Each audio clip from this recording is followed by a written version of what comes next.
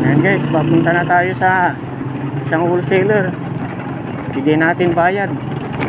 Gaya na ng sabi ko,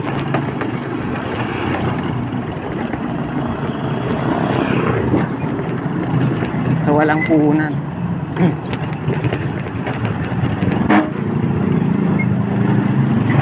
Walang puhunan, makiusap lang.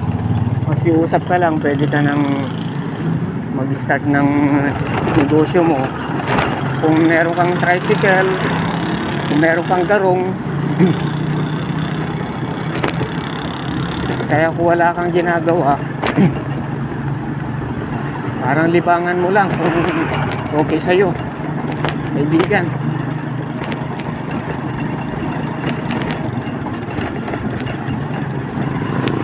Umpisa mo siguro sa pag-usap sa kanila. Yun tinatawag nilang build your trust, build a trust between wholesaler at customer. Tara tayo sa wholesaler.